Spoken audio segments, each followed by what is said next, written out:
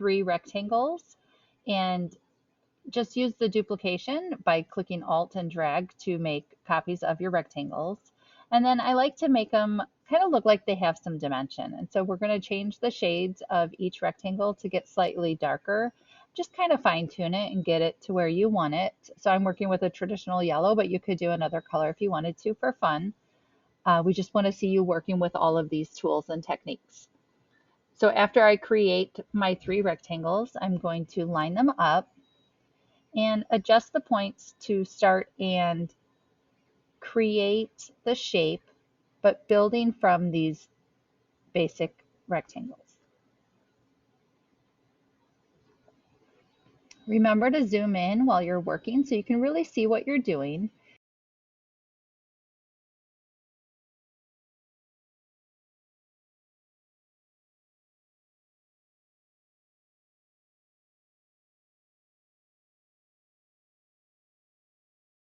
And use that direct selection tool to select which anchor points you want to work with by tapping on the anchor point, and then you can click and drag to adjust it.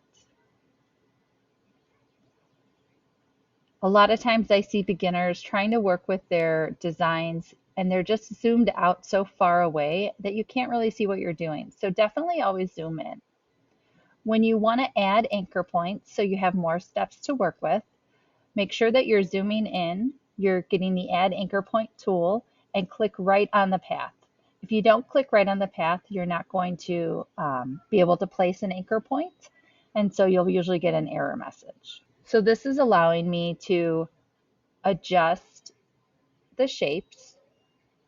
I have more anchor points to work with to create this kind of zigzag.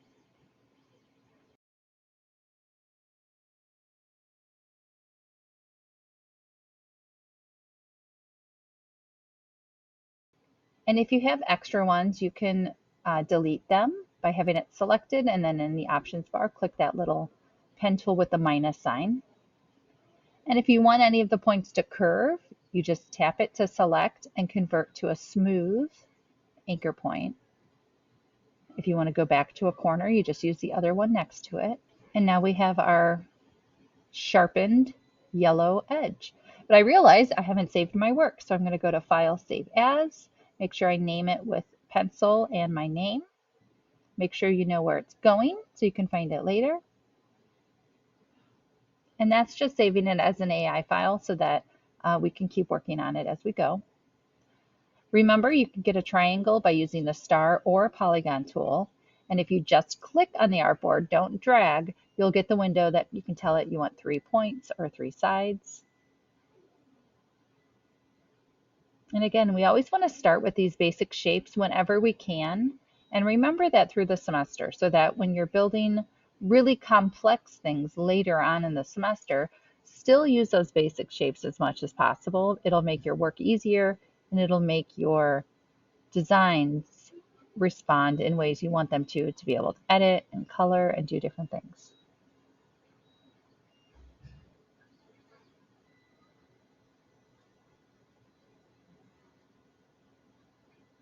So I'm going to send that to the back.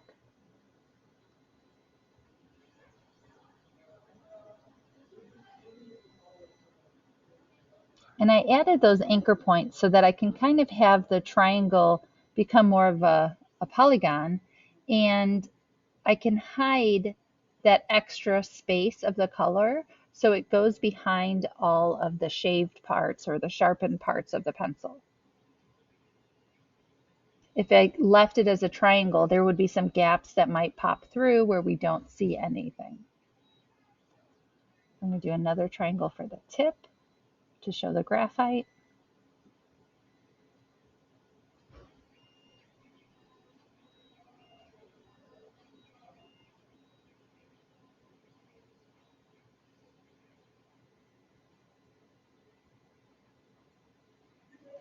And again, these have these extra anchor points, so I'm just going to get rid of them so I don't get any wonky lines in my shape. To be nice and clean. And on this one, I actually want to convert this to a curve so I can pull and round it out a little bit to give it a little more natural feel. So remember, when you're working with curves, you have the anchor point themselves and then the handle that you can adjust.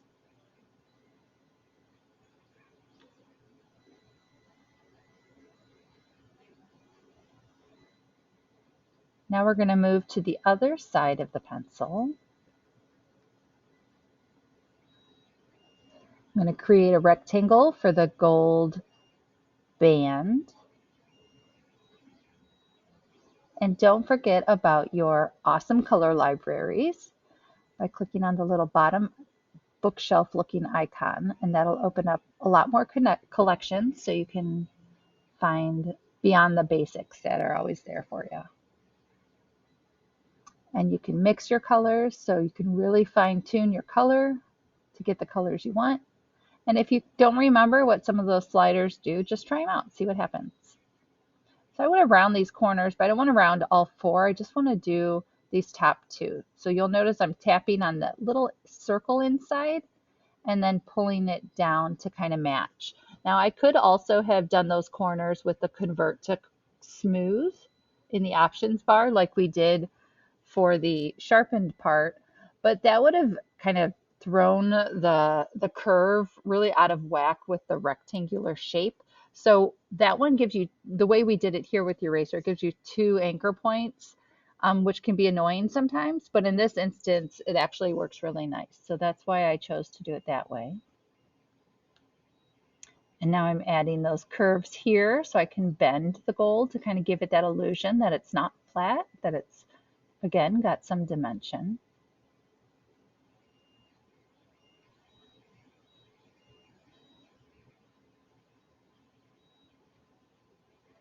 I'm going to grab the arc tool, and again, the arc tool is kind of wonky, so I just kind of like to give it one. And then I use my direct selection and my selection to line it up, to give it some color, rotate it, scale it.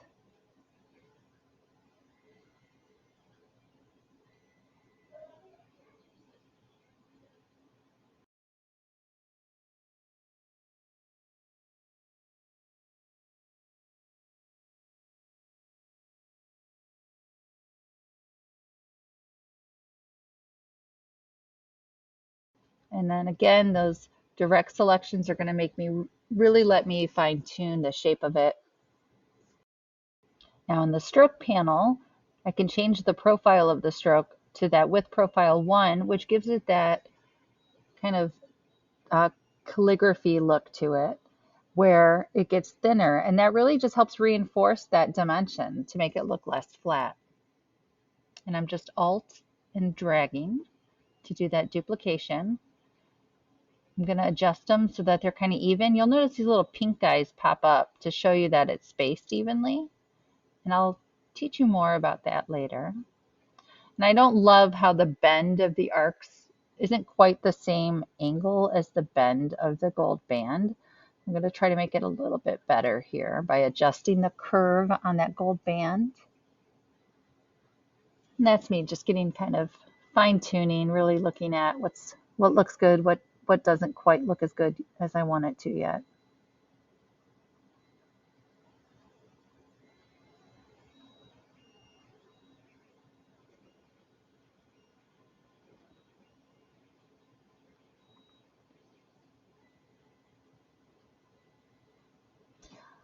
So now I want to create some gradients to help with that depth as well. So I made a copy of each of those shapes that I'm going to put the fading sky gradient on.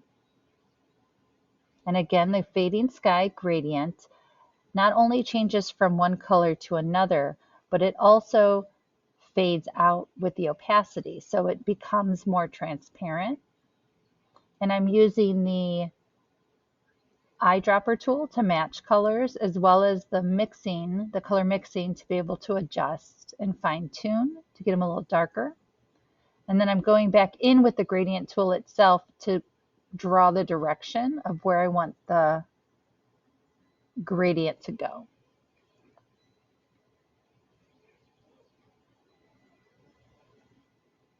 And again, those little sliders is how we match those colors. So once they're selected, it'll let us kind of do that. I'm mixing the color. Again, selecting the gradient slider, telling it what color I want, get the gradient tool, show it the direction, and now I can layer.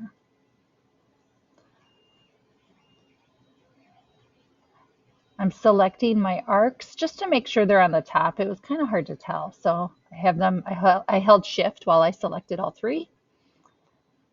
We're getting close. So now all we have left to do really is the text.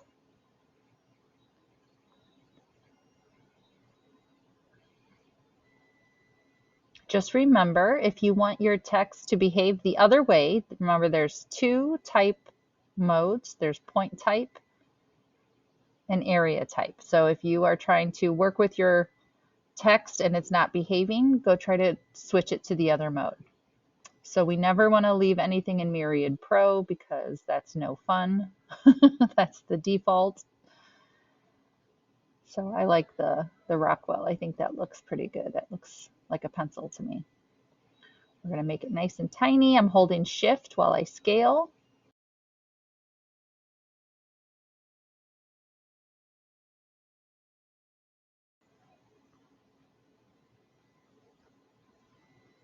And then I just copied that box so I didn't have to go find my font again.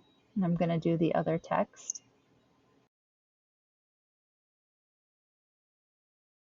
You can also change the size right here. Just make sure your text box is selected. I'm going to zoom in so we can see better. Because again, it's really hard to see what you're doing when you're zoomed out. So now I'm making this little box. And I'm going to bring the text to the front, and then I'm going to color match it to the pencil itself. The eyedropper is a great tool. The hotkey for eyedropper is I, which I use a lot. And for some reason, it just did not want to let me curve those corners. So I try here for a minute, but then I give up. I don't know what's going on with that.